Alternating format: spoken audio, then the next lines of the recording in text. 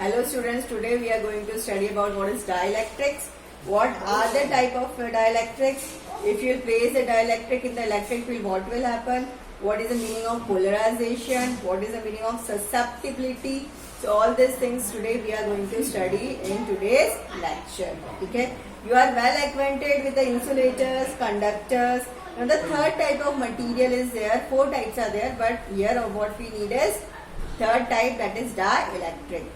तो डाइलेक्ट्रिक जो है वो भी एक इंसुलेटर ही है, but it shows the electric effect better as compare to the insulators. कैसे?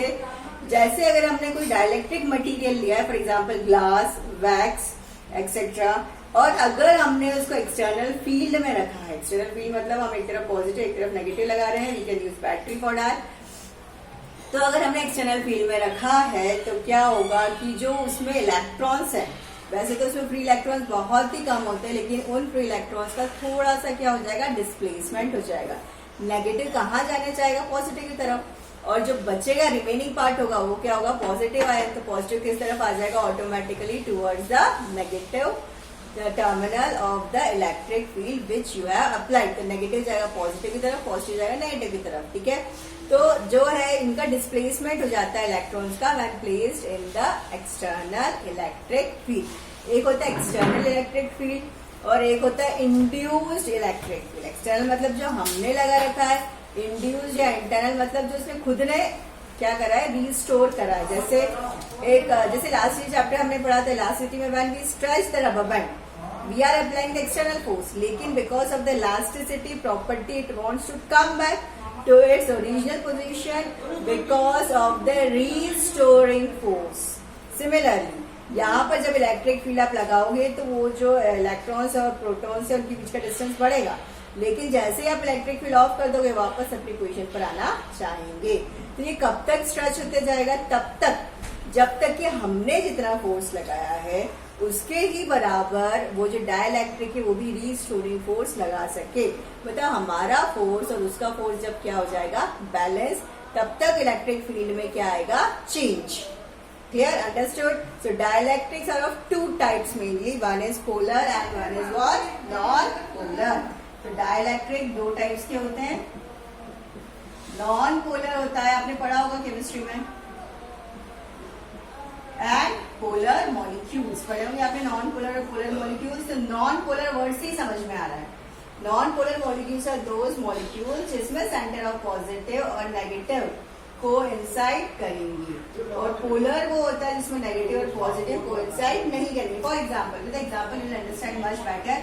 इसमें कोइंसाइड कर, जैसे हम लेते हैं हाइड्रोजन गैस. ठीक है, तो हाइड्रोजन गैस अगर हम लेंगे तो हाइड्रोजन की जो मॉलिक्यूल्स है, जो उनका साइज है वो कैसा होता है, सेम होता है. तो उनका सेंटर जो है एग्जैक्टली सेंटर पर ही हमें मिलेगा, सेंटर ऑफ ग्रेविटी. क्लियर? तो यहाँ पर कोई खींचातानी नहीं हो रही, ये नहीं बोला कि मैं इस तरफ जाऊं मैं उस तरफ जाऊं, दोनों कैसे इक्वल और अपोजिट. तो नेट डायपोल मोमेंट जो होगा, सम ऑफ द डायपोल मोमेंट जो होगा वो कितना हो जाएगा, 0. बट पोलर में क्या होता है, जैसे हम एग्जाम्पल लेते हैं HCl, H2O, HF, तो केमिस्ट्री में आपने पढ़ा होगा, but still I will tell you once more. यहाँ पर जो क्लोरीन है it is more electronegative as compare to hydrogen. तो कौन जीतेगा, क्लोरीन जीतेगा. तो क्लोरीन अपनी तरफ हाइड्रोजन को ज्यादा खींच पाएगा as compare to hydrogen towards the chlorine. तो इसमें कुछ डायपोल मोमेंट क्रिएट होगा. डायपोल मोमेंट क्रिएट होगा मतलब पॉजिटिव और नेगेटिव चार्जेस के बीच कुछ डिस्टेंस होगा. They will not coincide. यहाँ पर कोइंसाइड होते हैं, यहाँ पर कोइंसाइड नहीं होते हैं. यहाँ पर सेंटर ऑफ पॉजिटिव और सेंटर ऑफ नेगेटिव ऐसा रहेगा, और यहाँ पर there will be some distance between the positive and the negative. हम बोल सकते हैं कि इसमें डायपोल मोमेंट होगा 0, इसमें dipole moment will not B 0. ठीक है, इसमें सेंटर ऑफ पॉजिटिव और ये क्या करेंगे, कोइंसाइड. इसको सेकंड पॉइंट देता हूँ, इसमें कोइंसाइड नहीं करेंगे. थर्ड हम ले सकते हैं examples. You can give H2O2N2 CH4 so on, और यहाँ पे HCl, H2O, HF हम और समझ सकते हैं और अच्छे से. Let us take example of H2O. अगर 2 H एटम्स यहाँ पर, एक ऑक्सीजन यहाँ पर है, ठीक है, तो इसका स्ट्रक्चर कुछ ऐसा होता है. इसके सेंटर से अगर मैं यहाँ पे एक लाइन ड्रॉ करूँ तो मुझे क्या मिलेगा, डायपोल मोमेंट. क्यों? क्योंकि नेगेटिव है. और ये क्या है, positive. So this is the direction of the dipole moment, that is from negative to positive. Clear? So this is the difference between the non polar and the polar dielectric. ठीक है, non polar और polar dielectric के example. Non polar में आप glass, wax और भी ले सकते हो. ठीक है, and at present we are not talking about any chemical और द गैसेस. केमिकल्स भी यूज कर सकते हो कैपेसिटर्स में, will study later on. But right now what is the meaning of dielectric is clear. जो इलेक्ट्रिक इफेक्ट को show करते हैं, जब हम इसे इलेक्ट्रिक फील्ड में रखेंगे उसे हम बोलते हैं डाइलेक्ट्रिक. और डाइलेक्ट्रिक दो टाइप्स के होते हैं, नॉन पोलर और polar dielectric. Clear? Now will go to next. Property of dielectric.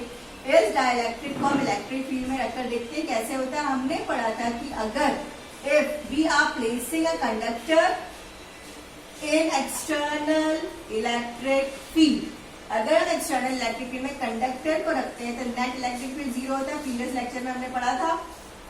तो नेट इलेक्ट्रिक फील्ड जीरो क्यों हो जाता है? क्योंकि जितना इलेक्ट्रिक फील्ड हमने लगाया उतना उसे इंड्यूस कर लिया अपोजिट डायरेक्शन में. तो नेट इलेक्ट्रिक फील्ड कितना हो जाता है? जीरो. लेकिन बट अगर हम डाइलेक्ट्रिक को इलेक्ट्रिक फील्ड में रखेंगे तो net electric field will not become zero. ऐसा क्यों होता है? हम देखते हैं.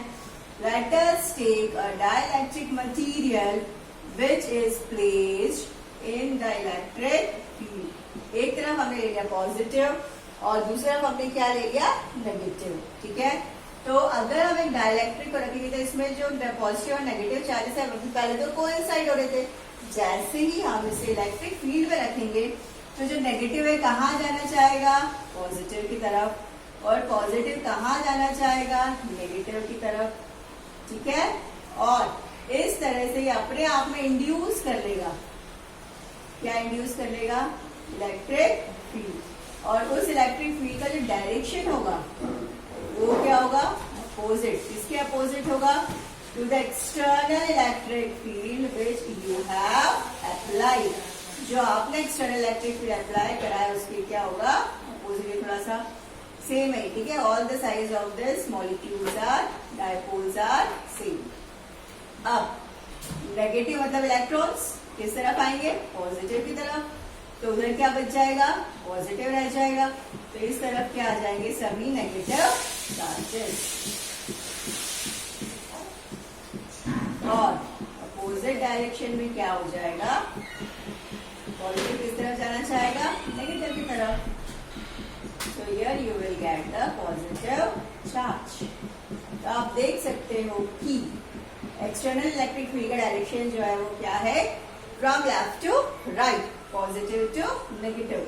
अब देखो ये जो है ये पूरा जीरो हो जाएगा, अंदर वाला कैंसिल कर देगा एक दूसरे को, बचे सिर्फ साइड वाले चार्जेस. ठीक है, तो इस तरफ कौन सा चार्ज है? नेगेटिव लेफ्ट में.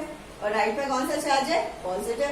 तो इसने इलेक्ट्रिक फील्ड इंड्यूस कर लिया है in the opposite direction. Let us denote it by EP. हम किससे डिनोट कर रहे हैं इसे? ईपी से. ठीक है, तो जो एक इलेक्ट्रिक फील्ड हमने लगाया है और एक इलेक्ट्रिक फील्ड उसने खुद ने इंड्यूस कर लिया है will not B zero. Zero के बराबर नहीं होगा. क्यों?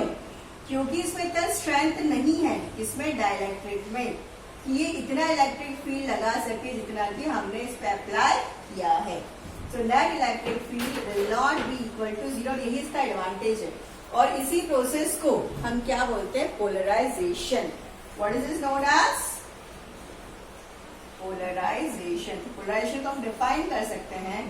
It is the process in which the dipole align themselves. Clear? Dipole ने अपने आप को कितना अलाइन कर लिया per unit volume when external electric field is applied. हमने एक बाहर से इलेक्ट्रिक फील्ड लगा, उसने खुद ने भी तो इंड्यूस कर लिया है. तो जब उसने खुद ने इंड्यूस किया तो डायपोल अपने आप को एक पर्टिकुलर डायरेक्शन में अलाइन कर रहे हैं. तो पर यूनिट वॉल्यूम कितने डायपोल्स प्रेजेंट हैं? That is polarisation density. ठीक है, और इसी प्रोसेस को हम बोलते हैं polarisation. Displacement of the dipoles when placed in the external electric field is known as polarization. और एक होता है polarization density. क्या होता है? polarization density. तो polarization density का मतलब क्या होगा? डेंसिटी वर्ड से समझ पा रहा, पर यूनिट वॉल्यूम, ठीक है।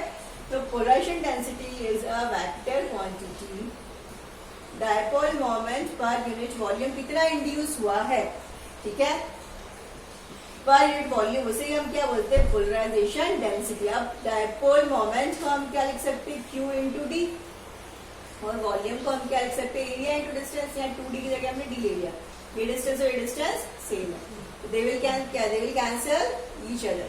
और चार्ज अपॉन एरिया, ये क्या मिल गया हमें, surface charge density, what is this, surface charge density. So we can say that polarization density is also equal to surface charge density के भी बराबर होता है। यस, अब ये पोलराइजेशन किस पर डिपेंड करेगा, डेंसिटी किस पर डिपेंड करेगी, इलेक्ट्रिक फील्ड जो हमने अप्लाई करा, हम किसी ने नोट करना है उसे भी, इलेक्ट्रिक फील्ड जो उसे मिला है नहीं, जो हमने इस पर अप्लाई किया है उस पर डिपेंड करेगा, ठीक है। तो अगर हम ज्यादा इलेक्ट्रिक फील्ड अप्लाई करेंगे, एक्सटर्नल इलेक्ट्रिक फील्ड हमने डबल कर दिया, तो पोलराइजेशन भी क्या हो जाएगा, डबल। और इलेक्ट्रिक फील्ड को अगर हमने हाफ कर दिया तो पोलराइजेशन भी क्या हो जाएगा, half. If you remove this sign then you will get a constant here, और उस कांस्टेंट को हम बोल रहे हैं यहाँ पर chi, what are calling it as chi. Chi क्या डिसाइड करेगा, ससेप्टिबिलिटी बोलते हैं इसे, क्या बोलते हैं हम, ससेप्टिबिलिटी। ससेप्टिबिलिटी मतलब इस मटेरियल में कितनी ताकत है कि ये अपने आप को इलेक्ट्रिक फील्ड को इंड्यूस कर सके, इतना इसमें दम है, clear, that is the meaning of dielectric constant. और ये डाइलेक्ट्रिक कांस्टेंट की वैल्यू कांस्टेंट ही ऑब्वियसली, तो अगर हमने इलेक्ट्रिक फील्ड को डबल किया तो ये भी डबल होगा, लेकिन ये वाला जो फैक्टर है ये हमेशा क्या रहेगा, constant, it will always remains same. तो काय will always remain constant, it will remain same. तो काय क्या है, प्रोपोर्शनलिटी कांस्टेंट, काय की वैल्यू क्या रहती है, सेम। ये हमें मटेरियल की प्रॉपर्टी बताता है, ठीक है, कि जैसे elasticity is defined by the elastic limit, here material में कितना स्ट्रेंथ है, डाइलेक्ट्रिक में कितना स्ट्रेंथ है, that can be known with the help of its susceptibility. Clear, is it clear to everyone? Now will go to next topic, that is dielectric strength और dielectric constant. क्या, तो हम जाएंगे dielectric strength और dielectric constant. Dielectric constant आप लोगों ने पढ़ा था स्टार्टिंग में, it is the ratio of force in air upon force in medium. It can also be the ratio of electric field external जो हमने लगाया है अपॉन जो नेट इलेक्ट्रिक फील्ड हमें मिल रहा है वो। So now the next topic is dielectric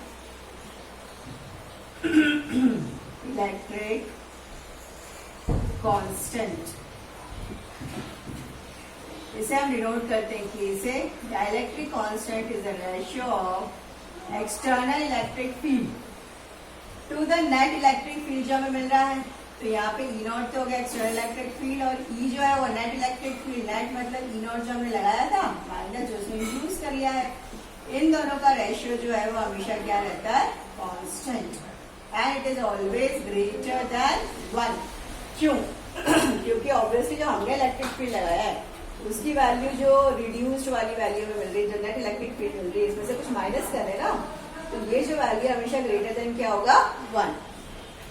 इसे हम क्या बोलते हैं, dielectric constant. Yes, since it is ratio of electric fields only, it will not going to have any unit.